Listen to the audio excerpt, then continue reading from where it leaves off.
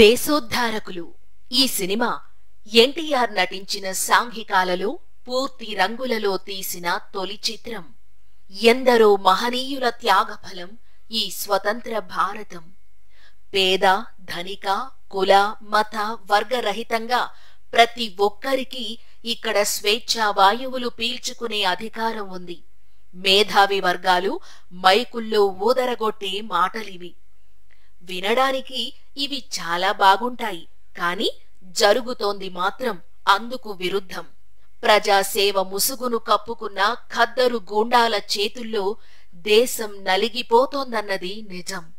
ఈ నిజాన్ని ఎత్తి చూపిన సినిమానే దేశోద్ధారకులు. ఎన్టీఆర్ నటించిన రాజకీయ నేపథ్య చిత్రాలలో ఇది ఒకటి. 1973 మార్చి 29న విడుదలైన ఈ సినిమా అఖండ విజయాన్ని సాధించింది. ఈ చిత్ర నిర్మాత యు విశ్వేశ్వరరావు గారు స్వతహాగా విప్లవ భావాలు కలిగిన వ్యక్తి.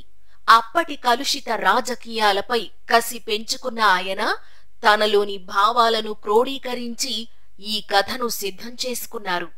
తన విశ్వశాంతి పిక్చర్స్ కు పర్మనెంట్ హీరో అయిన ఎన్టీఆర్ తోనే ఈ రాజకీయ సందేశం వినిపించాలని తీర్మానించారాయన. తన ప్రీవియస్ హిట్ కంచుకోట దర్శకుడు సిఎస్ రావు గారిని దర్శకునిగా తీసుకున్నారు. సంభాషణలను అందించే బాధ్యతను టిపి మహారథికి అప్పజెప్పారు. ఈస్ట్మన్ కలర్లో తీయాలన్నది ఆయన ఆలోచన. ఆ రోజుల్లో ఈస్ట్మన్ కలర్లో తీయడమంటే ఆషామాషీ కాదు. ముడి ఫిల్మ్స్ ను విదేశాల నుండే దిగుమతి చేసుకోవాలి. పైగా ఎన్నో అనుమతులు పొందాల్సిన పరిస్థితి. అప్పట్లో తెలుగు సినిమాకు అంతర్జాతీయ మార్కెట్ లేదు. అయితే దిగ్దర్శకుడు ఎల్వి ప్రసాద్ చొరవతో ఎట్టకేలకు కలర్ ఫిలిం ను తెప్పించుకోగలిగారు. కలర్లో సినిమా తీస్తే సరిపోదు కదా, అందుకు తగ్గట్టు సెట్స్ కాస్ట్యూమ్స్ కూడా ఉండాలి. ఈ విషయంలో కూడా విశ్వేశ్వరరావు గారు రాజీ పడలేదు. కేవలం ఒక్క పాట కోసం ఢిల్లీ నుంచి 30,000 రూపాయలు ఖర్చు పెట్టి ఎన్టీఆర్ కు కాస్ట్యూమ్స్ తెప్పించారు. సినిమాను అందంగా తెరపైకెక్కించడానికి విశ్వేశ్వరరావు ఎంత ఆరాటపడ్డారో దర్శకులు సిఎస్ రావు గారు అంతకు మించిన క్వాలిటీతో సినిమాను తీర్చిదిద్దారు.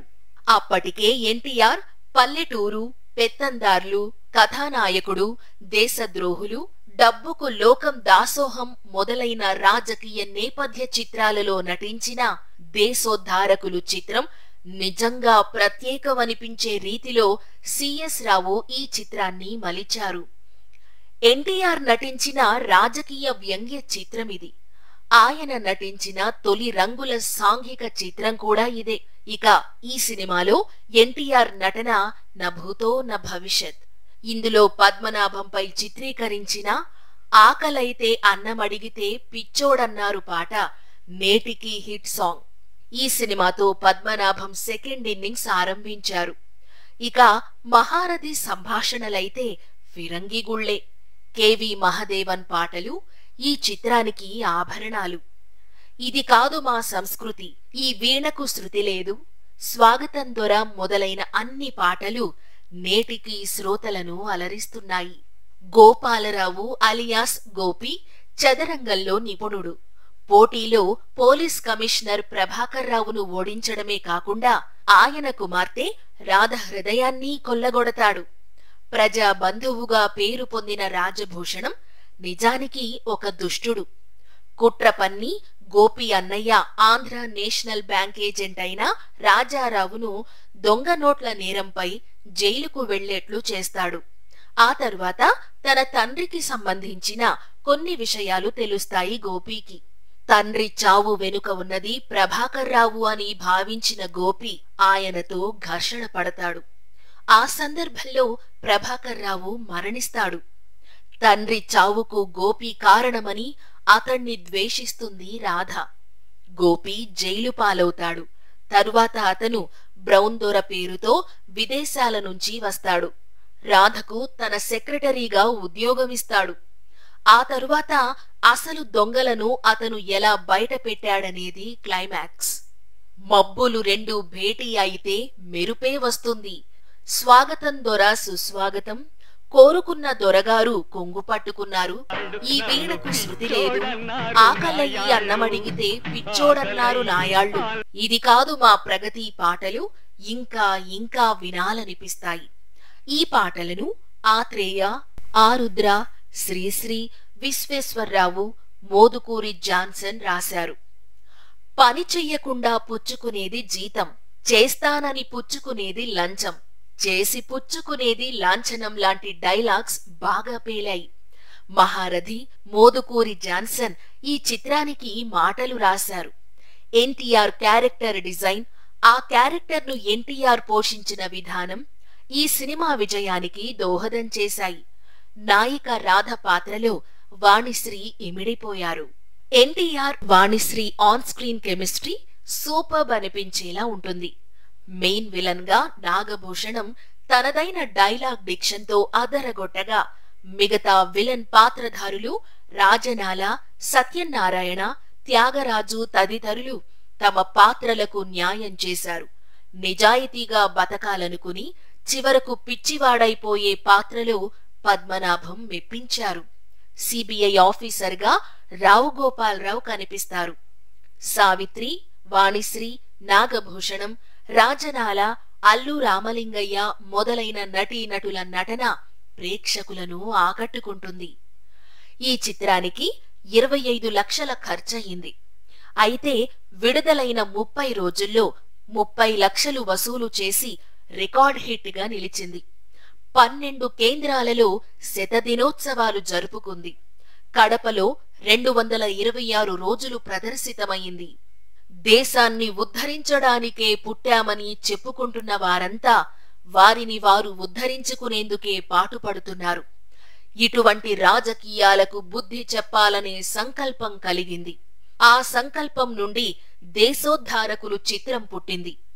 రాజకీయ కథావస్తువైన రంగుల్లో చూపిస్తే మరింతగా ప్రజల్లోకి వెళుతుందని ఆశించాను. రాజకీయాలని సంస్కరించాలని సినిమా అయితే తీశాను గాని సంస్కరించలేకపోయాననే బాధ మిగిలింది అన్నారు విశ్వేశ్వరరావు గారు. బతికున్న వ్యక్తులకు కూడా విగ్రహాలు పెట్టించుకోవడం ఆనవాయితీగా వస్తున్న ఆ రోజుల్లో ఆ విధానంపై దాడి చేస్తూ ఆనాటి సామాజిక రుగ్మతల్ని చీల్చి చెండాడుతూ తీసిన చిత్రం దేశోద్ధారకులు సినిమా విడుదలై నేటికి 45 సంవత్సరాలు. ఈ చిత్రం విడుదలైన తరువాత బ్రతికున్న వాళ్లు విగ్రహాలు పెట్టించుకునే సాంప్రదాయం కనుమరుగవడం దేశోద్ధారకులు సాధించిన ఓ విజయం. ఈ సినిమాను నిర్మించిన యు విశ్వేశ్వరరావు గారు ఎన్టీఆర్ వియ్యంకుడు కూడా. ఎన్టీఆర్ పాత్ర, సినిమాని నడిపించిన కథనం ఈ చిత్రానికి ప్రత్యేకతలు. ఒకే పాత్ర 3 విభిన్న పాత్రలుగా సాధారణ యువకుడు, లండన్ నుంచి వచ్చిన తెల్లదొర బ్రౌన్, చాకు భరోసా అని నాటురౌడీ కనిపిస్తూ కథ నడిపించడం, అవి వేటికవే అన్నంత వైవిధ్యంగా నటించడం నేటికి ఈ చిత్రానికి కొత్తదనం కలిగించే అంశం. అలాగే ఈ సినిమా కథనం విషయంలో పాటించిన సస్పెన్స్ ను ఈ 50 ఏళ్లలో ఒకసారి చూసి అర్థం చేసుకున్నవారు లేరు. సినిమా అర్థం కావాలంటే మళ్లీ చూడాల్సిందే. అలా చూసేలా చెయ్యడమే ఈ చిత్రం ప్రత్యేకత. 1973 మార్చి 29న దేశోద్ధారకులు సినిమా ఎన్టీఆర్ తొలి రంగుల సాంఘిక చిత్రంగా విడుదలై అఖండ విజయం సాధించి విడుదలైన అన్ని కేంద్రాలలో 50 రోజులు, 12 కేంద్రాలలో శతదినోత్సవాలు, కడపలో 230 రోజులు విజయవంతంగా ఆడింది. అలాగే కలెక్షన్లలో మొదటి వారం 12 లక్షలు, 30 రోజుల్లో 30 లక్షలు వసూలు చేసిన తొలి తెలుగు చిత్రంగా దేశోద్ధారకులు ప్రభంజనం సృష్టించింది. దేశోద్ధారకులు సినిమాకు 10 ఏళ్ల ముందు ఇదే రోజు 29/3/1963న విడుదలైన లవకుశ, 10 ఏళ్ల తరువాత జరిగే ఎన్నికలకు గాను ఇదే రోజు 29/3/1982న తెలుగుదేశం పార్టీ పెట్టడం ద్వారా ఎన్టీఆర్ జీవితంలో మార్చి 29 ఒక ప్రత్యేక స్థానం సంపాదించుకుంది.